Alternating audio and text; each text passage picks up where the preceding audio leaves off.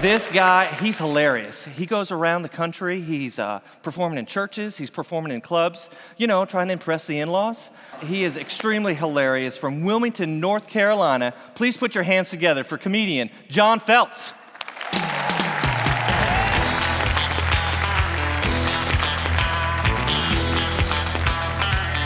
Make some noise if you are happy to be here tonight.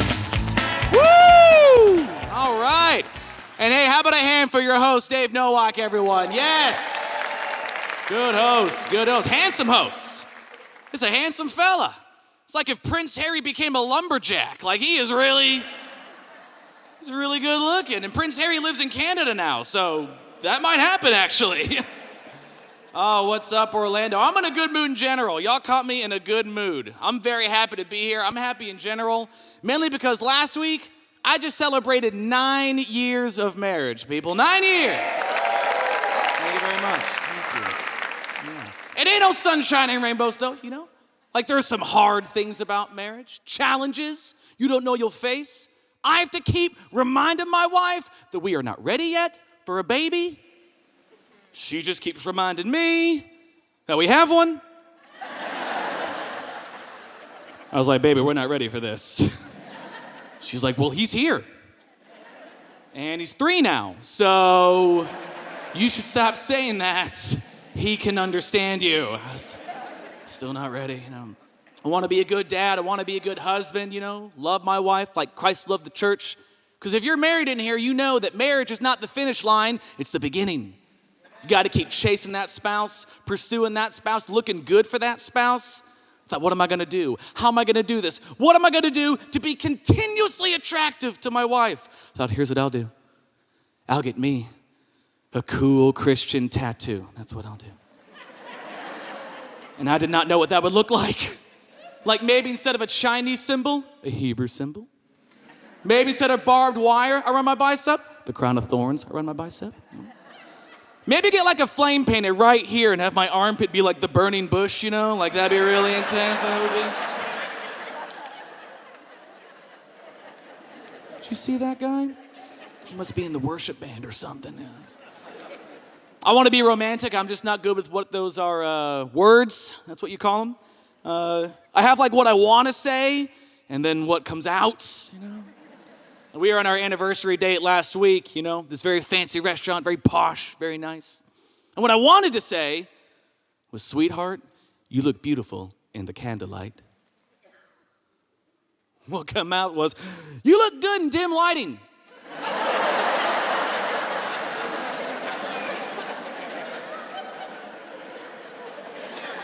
Sounded different up here. We were gonna go through some of our old stuff, get rid of some things. And I came across her old yearbooks. And what I wanted to say was, oh my gosh, you were a cheerleader in high school? Cool. What came out was, wow, you were hot in high school. I remember wanting to tell my wife, your love fuels my life. And I went, your kisses are like gasoline. I wanted to tell my wife, I just enjoy doing nothing with you. And I went, I enjoy doing very little with you. It's not good. It's not good. It's tough, man. I love doing comedy a lot. I got into Christian comedy because I failed as a worship leader. It's true. I could do all the parts where you're supposed to sing the song and play the music. I just wasn't good to the part where you're supposed to say encouraging things in between the worship song. Anyone else's worship leader do this? Yeah? They give little mini sermons in between each musical. Like a lot of times in between worship songs, the worship leader's voice will get a bit more like this. He'll strum a few notes on the guitar. Look down at the chord he's playing. Stare off in the distance. He'll say something real deep, The other day I was in the field with my daughter, and we saw a butterfly. And it got me thinking, like, sometimes Jesus is like a butterfly. He's always flapping his wings of love at us. So this morning as we worship, I just want to invite you to stand with me raise your hands in the air, and stand on one leg, and hop in a circle as we do this together corporately. I'd always be like, we're gonna sing another song now. This one's about God. All right. That's all I got. There's an amazing phenomenon that happens with worship too if you go to church long enough, you know? If you go to church long enough, you've seen this before. Like after the sermon is done, the pastor will give one final prayer to kind of pray ourselves out, you know? And while every head is bowed and every eye is closed, you don't see it, but the worship team ninjas their way back on stage without anyone knowing. One rappels from the ceiling, you didn't know that. You open your eyes, bam, they're there. And they play one final kind of outro song to send us off in the week, you know? One kind of final song to send us off. And it starts off slow and soft, because we just woke up. But then it gets a little bit louder, and it grows in a crescendo, and it gets louder, and the volume goes up, and people begin to join in, and the Spirit begins to fill the room. And all of a sudden, someone in the front row stands up, raises their hands in the air because they're full of the Spirit, they want to praise Jesus, and that's awesome. But then the person next to them, halfway filled with the Spirit, but halfway filled with obligation to stand up because that guy did, like also stands up, and it's like popcorn one by one, people begin to stand, and then the rows begin to stand, and it moves to the back, and all of a sudden the entire congregation is standing. But I was sitting really comfortably. But that gets back to me, and I'm like, is this what we're doing?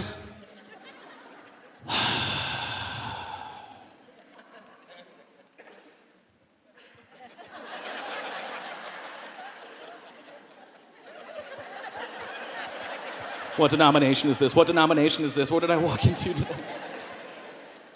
There's also this weird trend now with worship music that's happening. You guys have probably heard it. Now, sometimes to be inspirational at the end of a worship song, they'll have a child praying at the end of the worship song. You guys know what I'm talking about? Like at the end of the song, you've all heard it before. It's like, you are the everlasting God, right? And I know it's supposed to be inspirational when the child starts praying, but thanks to scary movies from the past 30 years, that's terrifying, okay?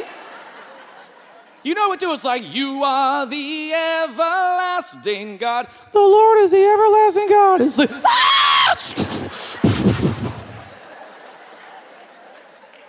It's a monster in the radio. Are you not here? I know that inspires people. I'm not trying to knock it. You just got to understand. Imagine if that happened. If you brought a friend to church for the first time and that happened in real life. You bring a friend to church. They're like, you are the everlasting God. The lights black out and a child's in the corner in a spotlight going, the Lord is the everlasting God. It's like, why did you bring me? Just tithe, it'll go away. That's how a Christian rapper tithes, by the way. He just makes it rain into the collection. Oh, man. Oh, man. I do want to be a good husband. I do. I want to impress my wife continuously. That's why, in addition to crushing it at a secure job like comedian, in order to make extra money on the side, sometimes I will dabble in magic. Thank you. That is the correct response. Thank you, Orlando, for giving me a nice flashback to my in-laws with your blank stares. That was great. Yeah. I'm quitting my job to do comedy, but it's cool. I got a part-time job while I'm starting, okay? I'm part-timing as a magician. Now watch as I make your daughter's future disappear.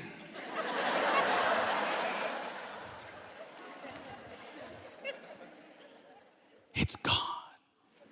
It's true. I like that 90% of us are laughing. There's like 10% over here that's like, I can't believe that guy has a kid. I can't believe.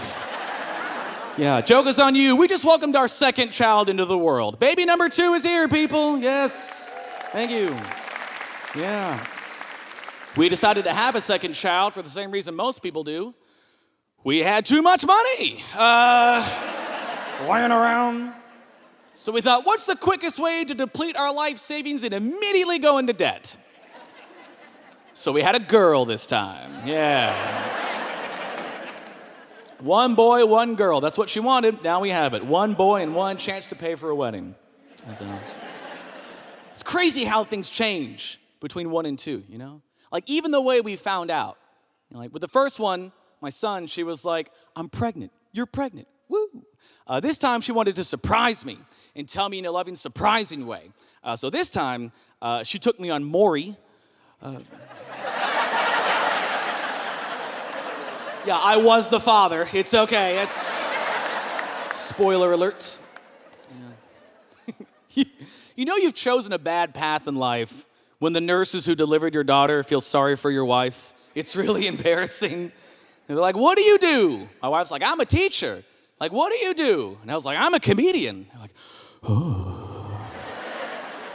They began to treat my wife like a single mother at that point. It was really like, are you okay?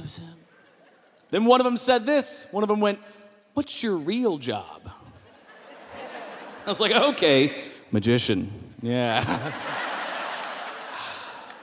That's good.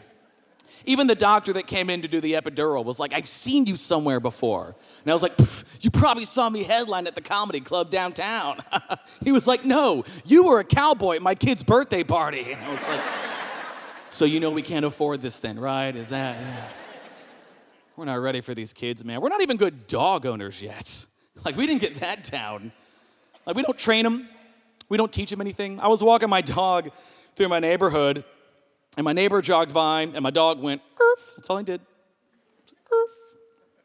And my neighbor, in a real condescending voice, went, hey, you should take that dog to obedience school. And you gotta mess with people. In the most southern accent, I just went, we homeschool our dogs, sir.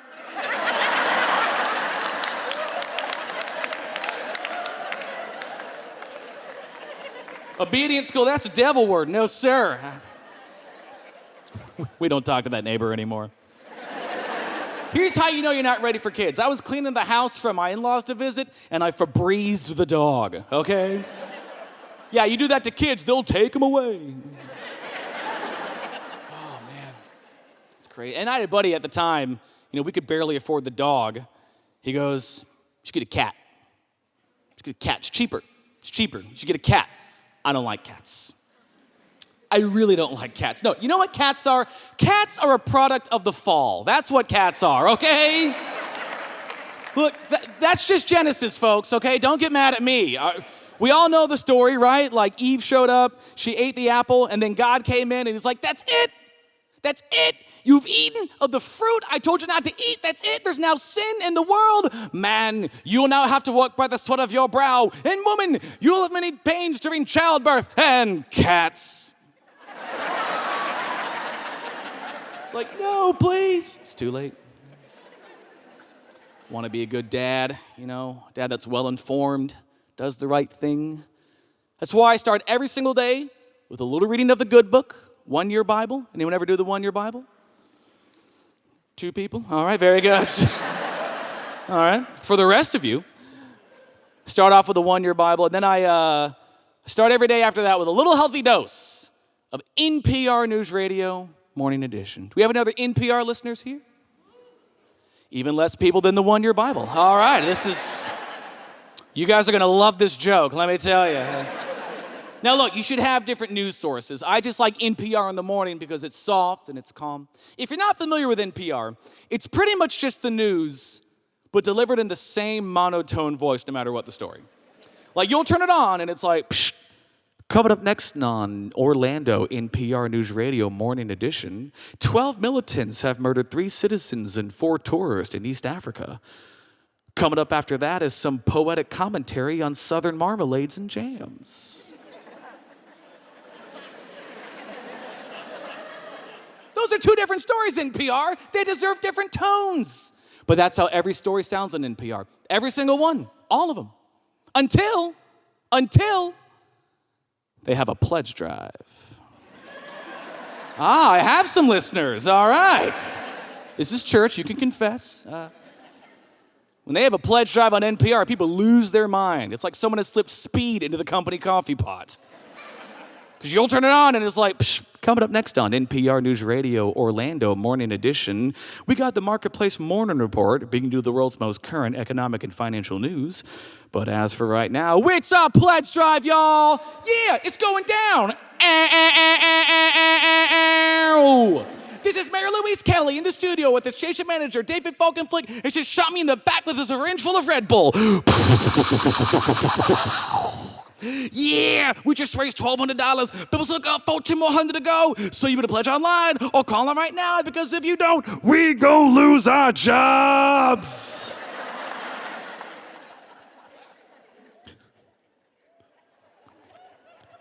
Then after that, it's Garrison Keillor with the Writer's Almanac. Wait, don't tell me. This is NPR. Oh, man. Finally got the daughter to sleep through the night. That's been a tough one, yeah. Crossed that bridge. For the longest time, the only way she'd sleep through the night is if I stood next to the crib and had my hand on her stomach. If she knew that I was there, she'd go to sleep. As soon as I take my hand away, she begins to cry. So I have to stand next to the crib for up to half an hour, like a goon. Sometimes I'd actually get in the crib with her. I'm short enough. And I would lay next to her with my hand on her stomach until she fell asleep. And my wife said, my friends at work have the same problem. They've got the same issue. And what they do is they actually take a gardening glove, fill it up with rice, put it in the microwave, and then leave it on the baby so it thinks that someone is there. I was like, first off, I'm flattered your friends think we garden. Second, that sounds like a good idea until the baby wakes up and his first conscious memory is finding a severed hand in the crib with it. Oh, why stop there? Why don't we just put a mannequin's head next to it too, huh? Yeah. I'm not gonna do that, you know? I wish my wife could be here. She only travels with me sometimes. She's a working lady. And she's the funny one. You guys would get a real kick out of her. We were waiting to board a plane recently. I got to bring her along with me. And as we were waiting to board the plane, this is a small airport, the TSA, it comes over the intercom, and these are their exact words. We hear, Passenger Jackson, attention. We need you to return to security immediately. You've left your breathing machine. Like, they didn't know what it was, but that was their best guess. Breathing machine. My wife goes, how's that possible? She goes, if we turn around right now, we're gonna see a guy collapsed on the floor, crawling back to security like, how could I forget? And look, folks, I'm a new father second time around, and I bet you $100, it was a breast pump. $100. Yeah. And some male TSA agent was like, oh yeah, you just take it here, you put it on your face like this, and okay. Okay, yeah. Yeah, it's a breathing machine. Okay, yeah. Yeah. Yeah, smells kind of funny. Okay. Okay. Probably belongs to an old man. Oh, it's a young woman. Oh, no. And I thought, like, what if it turned on? He'd be like, oh, no, oh, my goodness, oh, no, oh, I can't breathe at all. Oh. Entertainment at the airport is the best. You know, it's funny, though. It's nice to get to perform in a church for such a wonderful cause and ministry like this. I perform at clubs and colleges and corporate events, and it's weird how censored things are now. I was about to go on stage at a corporate show, and the human resources person just grabs me and goes, listen, I'm a human resources person. This is a corporate tech company. Okay, we know you're a Christian. You can't say Jesus. You can't say Jesus. Don't say you're a Christian. Don't say Merry Christmas, even though this is a Christmas party. Listen, in fact, no religion, no Jesus, no Buddha, Muhammad, no Richard Dawkins, none of it. Leave it all out. No politics, no Trump, no Biden, none of it. Some people here are divorced. Don't tell jokes about your marriage. Some don't see their kids. Don't tell jokes about your kids. And I'm like, I think you want me to do magic. You just eliminated everything I was going to talk about. So it's cool when I get to come here. I get to close by reading a verse. And I know it's a weird way to close a show, but it's my way of saying thanks. This is a verse I hold close to me that can really benefit anyone, no matter where they are in their walk. If you're a new believer, you're questioning things, or you've been a long-time believer, that's the power of the word. So you guys have been awesome. I really appreciate it. And thanks again for coming out. Should have memorized it. This is Deuteronomy 25:11.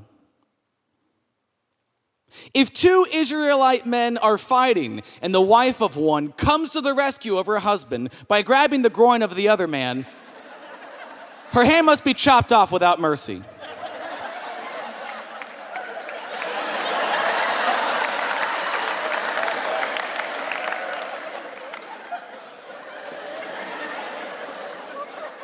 I'm gonna let that sink in for a second. Folks, that is really in there. I was reading my one-year Bible and I was like, what? Highlighter, please. Okay. You know what that means that that's in the one-year Bible? You know what that means that that's in there? That means that they were having such a problem with that, they had to write a law about it. Like on more than one occasion in the book of Deuteronomy, two dudes were fighting and they were like, that's it. No, that's it, Ishmael. No, sir, no. No, you've touched my oxen for the last time, okay? We're doing this. Put them up. Here we go. Here we go. Here we go. Here we go. Whoa, whoa, whoa, whoa. What's your wife doing? Whoa, okay, hold on a second. Okay, time out. Time out. New rule. Time out. Time out. Get Moses. Time out. Time out. Get the stone and chisel. Time out. Time out. Get Aaron. Some of you read your Bible. Time out. Time out. Come here. Come here. Listen. Come here. Listen. Listen. Look, Mo. Mo, if we're ever fighting again, okay, and that happens, we're just gonna have to cut their hand off, okay? We can't have that, all right? So ladies, remember, as you leave tonight, okay, it's in the Bible. Hands off or it's hands off, all right? My name is Sean Phelps. Thank you for letting me tell jokes. I appreciate it.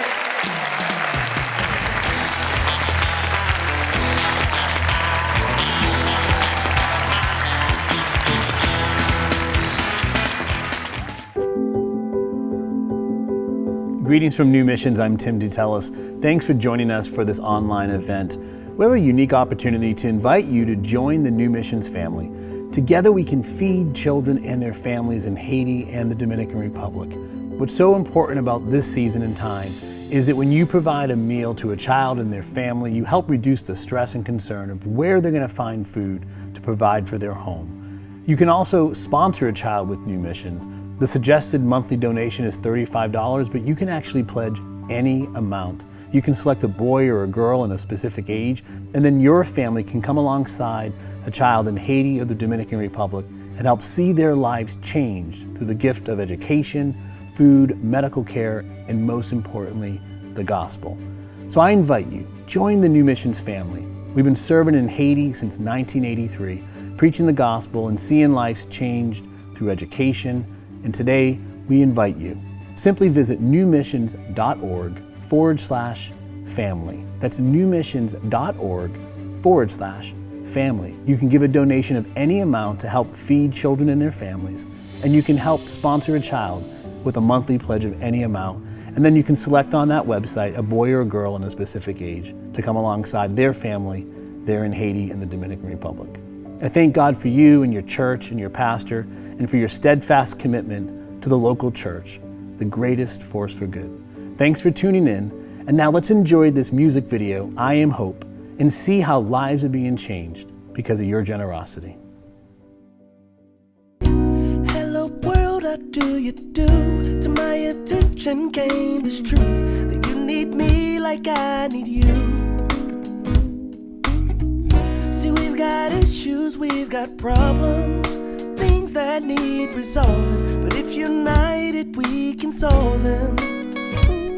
You see, I am hope for the next generation. I'm making a difference, my love's on display. Yes, I am change for the city I live in. This movement we're building is strong, all together now, sing it out. I am hope. Yes, I am hope. Yes, I am hope. Yes, I am hope. Sing it out. I am hope. Yes.